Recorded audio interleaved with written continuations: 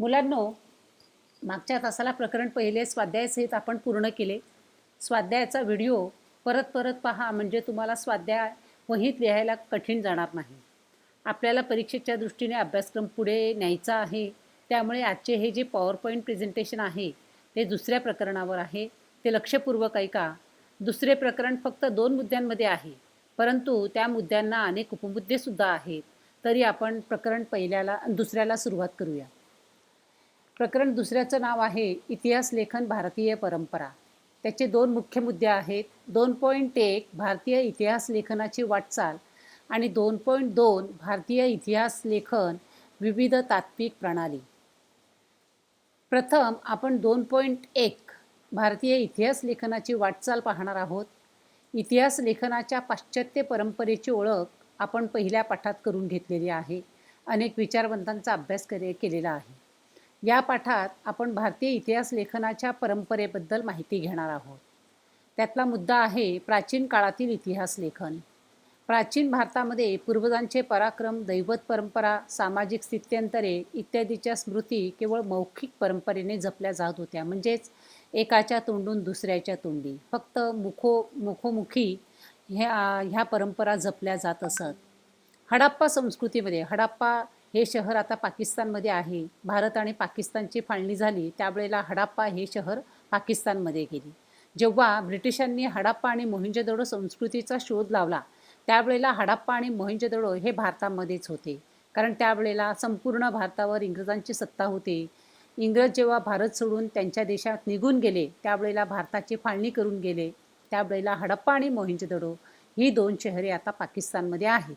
तर हडप्पा संस्कृतीमध्ये मिळालेल्या प्राचीन लेखांच्या आधारे भारतामध्ये लेखन कला इसवी सनापूर्वी 3ऱ्या सहस्रकापासून किंवा त्याही पूर्वीपासून अस्तित्वात होती असे दिसते. परंतु हडप्पा संस्कृतीची लिपी वाचण्यात अजूनही यश मिळालेलं नाही. कारण ती लिपी ही चित्रलिपी आहे आणि ती चित्रलिपी अनेक तज्ज्ञांच्या मार्फत ती अवगत करण्याचा प्रयत्न केला, परंतु अजूनही ती लिपी अवगत झालेली नाही आहे. त्यामुळे हडप्पा आणि मोहिंजोदडो संस्कृतीबद्दलची बरीच माहिती अजूनही भारतीयांपर्यंत पोचली नाही. अजूनही ती माहिती अज्ञातच आहे. भारतातील ऐतिहासिक स्वरूपाचे सर्वाधिक प्राचीन लिखित साहित्य हे कोरीव लेखांच्या स्वरूपातील आहे. कोरीव लेख म्हणजे ताम्रपट, भुर्जपत्रे किंवा शिलालेख. त्यांची सुरुवात मौर्य सम्राट अशोकाच्या काळापासून म्हणजे इसवी सनापूर्वी 3ऱ्या शतकापासून होते.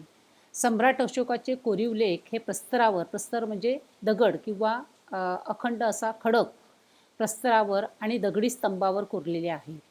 इसवी सनाच्या 1ल्या शतकापासून धातूची नाणी, मूर्ती आणि शिल्पे, ताम्रपट इत्यादीवरील कोरीव लेख उपलब्ध होऊ लागतात. यामधून महत्त्वाची ऐतिहासिक माहिती मिळते.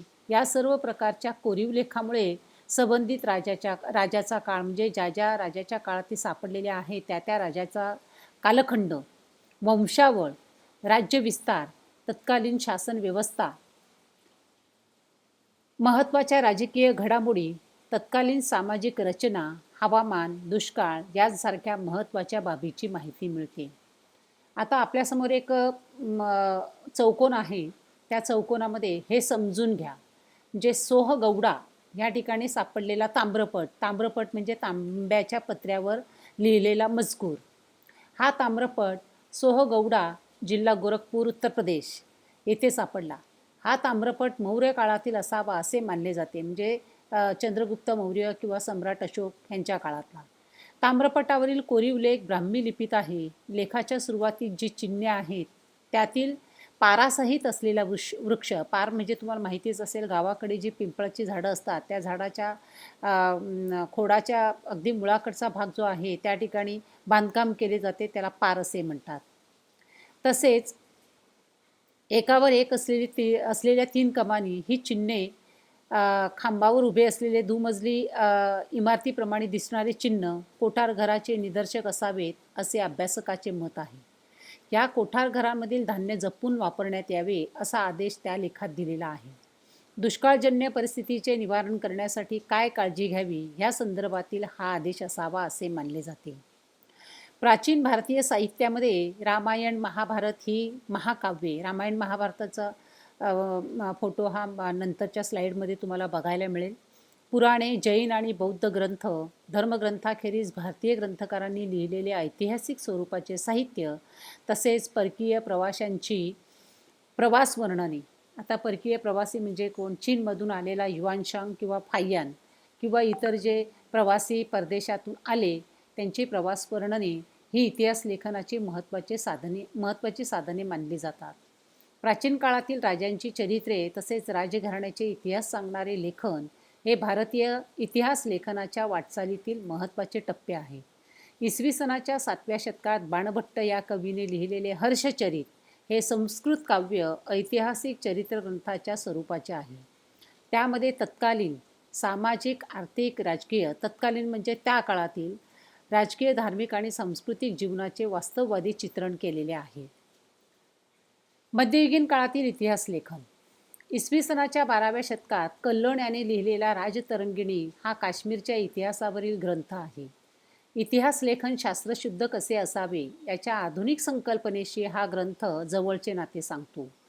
त्यामध्ये अनेक कोरीव लेख, नाणी, प्राचीन वास्तूंचे अवशेष, राजकुलांच्या अधिकृत नोंदी आणि स्थानिक परंपरा अशा अनेक साधनांचा चिकित्सक अभ्यास करून आपण हा ग्रंथ रचला असा उल्लेख कल्लोळाने केला आहे.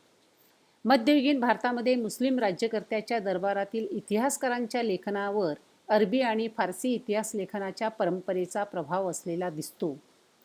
मध्ययुगीन मुस्लिम इतिहासकारांमध्ये झियाउद्दीन बर्नी हा एक महत्त्वाचा इतिहासकार होता. तारीखी फिरुजशाही या त्याच्या ग्रंथात त्याने इतिहास लेखनाचा हेतू स्पष्ट केला आहे. त्याच्या मते इतिहासकाराचे कर्तव्य फक्त राज्यकर्त्याच्या पराक्रमाचे आणि कल्याणकारी धोरणाचे वर्णन करून संपत नाही, तर त्यांच्या दोषाचे आणि चुकीच्या धोरणाचे चिकित्सक विवेचनही त्याने करायला हवे. एवढेच नव्हे तर संबंधित काळातील विद्वान व्यक्ती, अभ्यासक, साहित्यिक आणि संत यांचा सांस्कृतिक जीवनातील प्रभावही लक्षात घ्यायला हवा. बर्नीच्या विचारसरणीमुळे इतिहास लेखनाची व्याप्ती अधिक विस्तारली. माहिती आहे का तुम्हाला, ही जी लाल चौकट आपल्यासमोर आहे त्याच्यामध्ये विविध अशा परदेशी प्रवाशांनी जे काही वेगवेगळ्या भाषांमध्ये साहित्य लिहून ठेवलेलं आहे त्याची माहिती आपल्याला ह्या चौकटीमध्ये दिलेली आहे. अल्बेरुनीने विविध ज्ञानशाखांमध्ये भारतीयांनी केलेली कामगिरी आणि भारतातील समाजजीवन यासंबंधीची माहिती अरेबिक भाषेमध्ये लिहून ठेवली. पुढील काळात अनेक परदेशी इतिहासकारांनी भारताविषयी माहिती देणारे ग्रंथ लिहिले.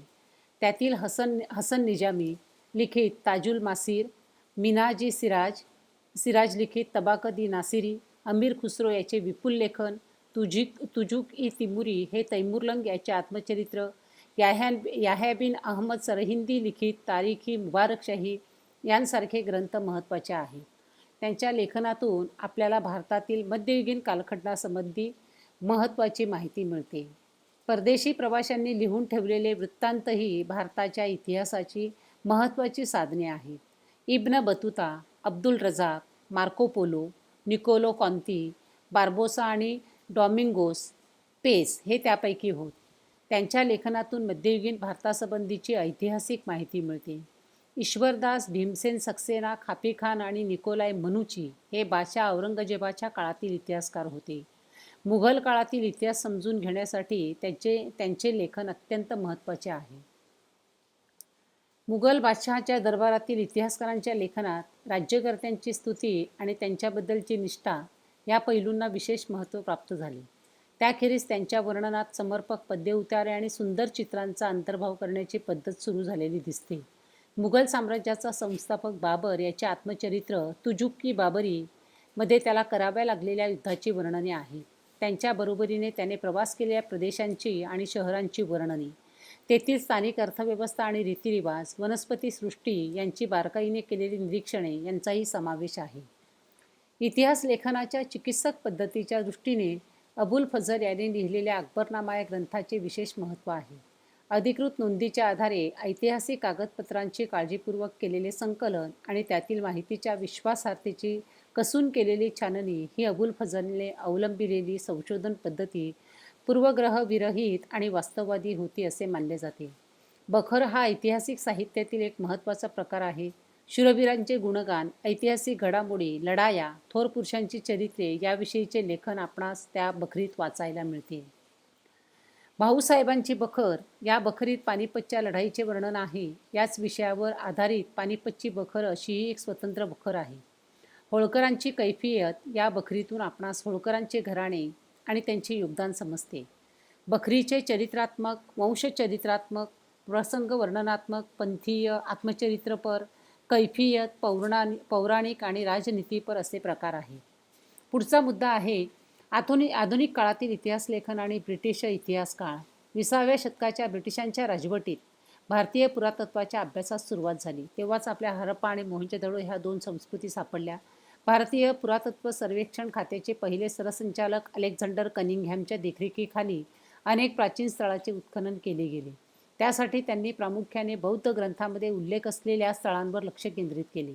पुढे जॉन मार्शल याच्या कारकिर्दीत हडप्पा संस्कृतीचा शोध लागला आणि भारतीय संस्कृतीचा इतिहास इसवी सनापूर्वी 3ऱ्या सहस्त्रकापर्यंत किंवा त्याहूनही पूर्वीपर्यंत जाऊ शकतो, हे सिद्ध झाले.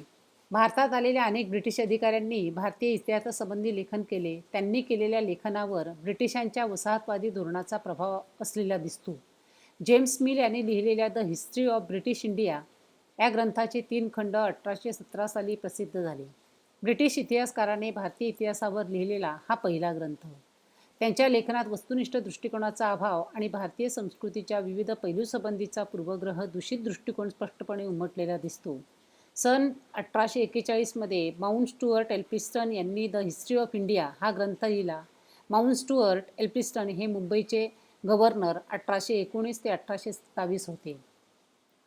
भारताच्या इतिहासामध्ये मराठी साम्राज्याच्या कालखंडाचे स्थान अत्यंत महत्त्वाचे आहे. मराठी साम्राज्याचा इतिहास लिहिणाऱ्या ब्रिटिश अधिकाऱ्यांमध्ये जेम्स ग्रँट डफ याचे नाव महत्त्वाचे आहे. त्याने हिस्ट्री ऑफ द मराठाज हा ग्रंथ लिहिला. या ग्रंथाचे 3 कालखंड आहेत. ब्रिटिश संस्कृती आणि इतिहास यांना कमी लेखनाची ब्रिटिश अधिकाऱ्यांची प्रवृत्ती ग्रँट डफ यांच्या लेखनातही उमटलेली दिसते. अशीच प्रवृत्ती राजस्थानचा इतिहास लिहिताना कर्नल टॉडसारख्या अधिकाऱ्यांच्या लेखनात आढळते.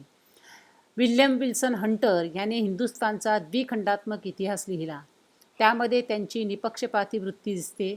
डफ याच्या इतिहास लेखनाच्या मर्यादा नीलकंठ जनार्दन कीर्तने आणि विका राजवाडे यांनी 19व्या शतकात दाखवून दिल्या.